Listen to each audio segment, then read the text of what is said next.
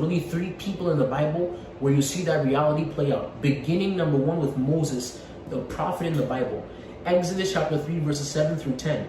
And the Lord said, I have certainly seen the oppression of my people who are in Egypt, and have heard their outcry because of their taskmasters, for I am aware of the sufferings. Let me read that again. And the Lord said, he's speaking to Moses now, I, the Lord, have certainly seen the oppression of my people. What people? He's talking about the Jews, the ethno-religious group who are in Egypt, and have heard their outcry because of the taskmasters, for I am aware of their sufferings. Verse 8. So I have come down to rescue them.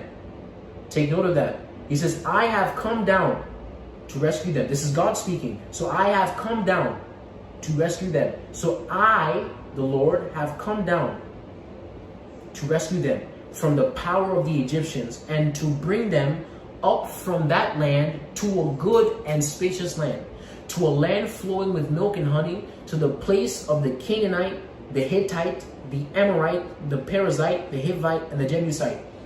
And now, behold, the cry of the sons of Israel has come to me. Verse 9. Furthermore, I have seen the oppression of the people of the Egyptians. So what is he saying here? His people, the children of Israel, the Jews, are being enslaved by the Egyptians.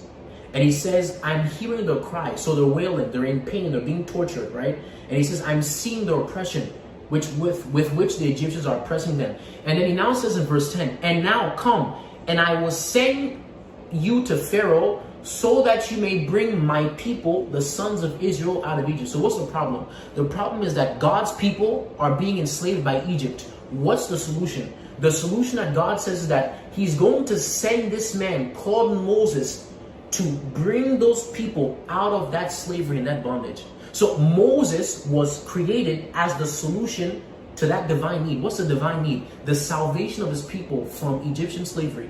Who's the solution? Moses. He says, and now behold, or he says, now come, and I will send you to Pharaoh. But I thought before the Lord said, I have come down to rescue them.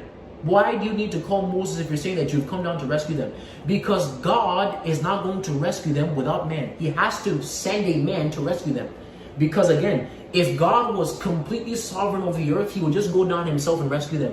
Why does he need Moses? Why is Moses necessary? God, just save them yourself. What's all this extra stuff? Why do you have to go out of your way to call a man and explain your narrative to him? This is not his problem. Why do you have to go and explain your problem? Why can't you just push Moses to the side and do it yourself? Why does he have to go to a man and tell him that I have a problem, my people are in bondage, I want you to go deliver them from their bondage? What does Moses have anything to do with this? Besides the fact that he's a Hebrew himself.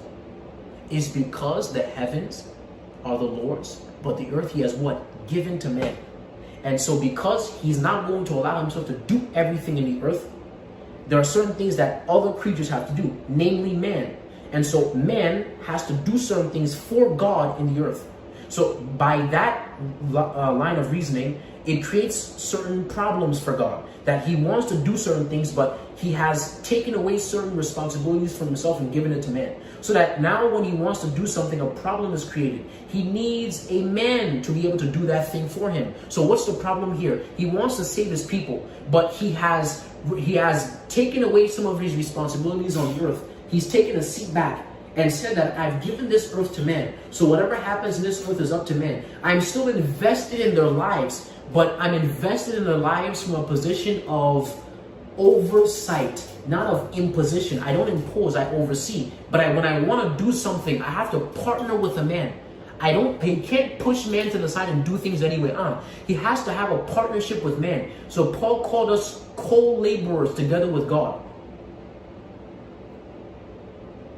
Because he's given the responsibility over earth to us. So if he wants to do something, he has to now partner with us. If you own a house, you don't need to call somebody to enter your house. You don't need to partner with anybody to enter your house. But if I own a house and I give it to you, if I want to enter your house, I have to partner with you to enter your house. I have to call you. I can't just walk into your house.